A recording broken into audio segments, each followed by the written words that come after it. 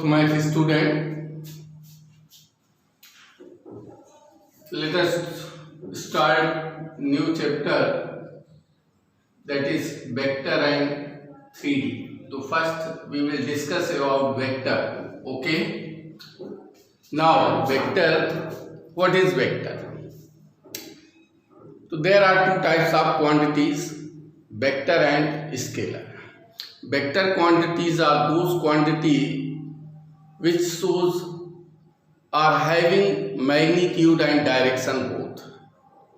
Means quantity showing direction known as vector quantity, and quantity which does not show the direction known as scalar quantity. For example, length of a line 5 centimeter, 10 centimeter, weight, etc. And vector showing the direction, for example, force, acceleration. So these are the vector quantity which shows the direction. Okay. So vector and scalar, clearly you can differentiate. Now vector along the line with arrow you will represent here. So suppose P is any point, and when you find the position of P from point O, so it is written as O is here fixed point, OP vector. OP means position of point P. So in vector form it is written as with arrow OP vector and position vector of point P. Okay. Vector also can be represented with a small letter with arrow or in bold. You can write like this. So A with arrow known as vector acting along a line. So types of vector, zero vector. Suppose a particle is displaced from A point to B point. So in vector you will write AB vector with arrow A to B, where A is initial point and B is terminal point. Okay. So starting point A is initial. And through B you can produce this line. So here B is terminal point. When point B coincides with A, then it becomes A to A. And A to A, that is 0. A to A or B to B written as zero vector. Okay. Now co-initial. So many vectors starting from a same point, a point O. A vector, B vector, C vector, their initial point is same, that is O. So here A, B, C are co-initial vectors starting from the same point. Coterminous meeting at the same point. So vector A, vector B in this figure meeting at point O. So these are the coterminous vectors. Now parallel vector. You will use this vector. So parallel vectors acting along the parallel line or along the same line, like A, B, C are parallel vector acting along the parallel lines. They may have the same direction or different opposite direction also. They may have the same magnitude or different magnitudes. Okay. Now when vector acting along the same line AB, BC, CD. These are the vector AB vector. C to B. Direction is different but acting along the same line.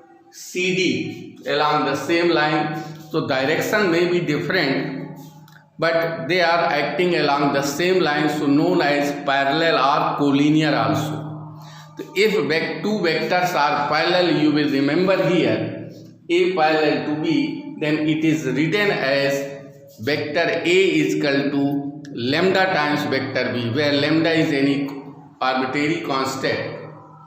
So A is equal to lambda. You will use this relation when two vectors are parallel. Now equal vectors. So two vectors are said to be equal if condition number 1, they are acting along the parallel line. Second condition, they have the same magnitude. Magnitude should be same acting along the parallel line, and their direction should be same.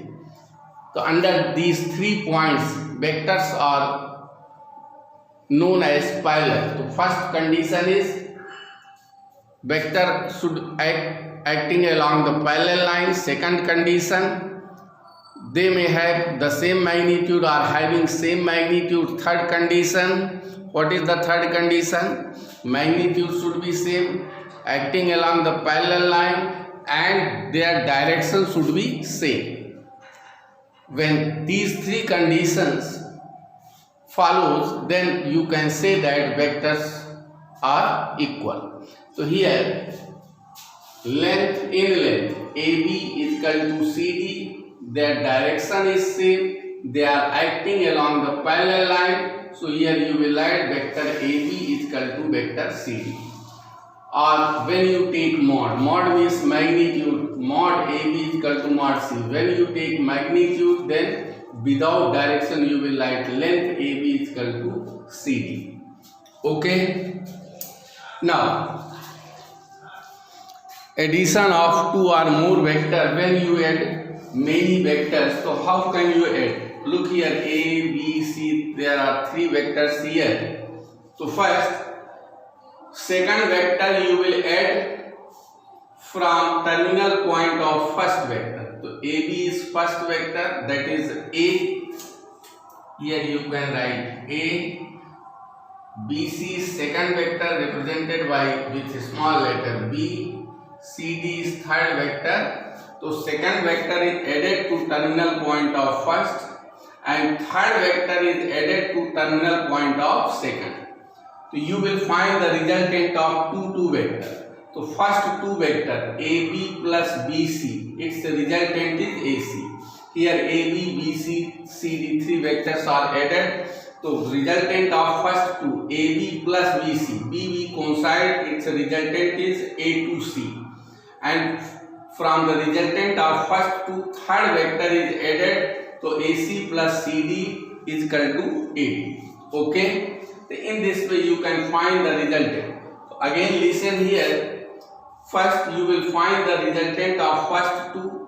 BB coincide, resultant is AC. From this resultant you will add third vector CD, to AC plus CD, that is AD.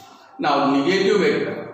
AB is any vector, direction is A to B represented by A. So it's a negative vector, opposite direction, but they will be collinear, minus A to B dash. So in negative vector, they should be collinear, magnitude should be same, acting along the same line. Okay, so A to B and A to B dash. So negative of A is minus A vector. Clear?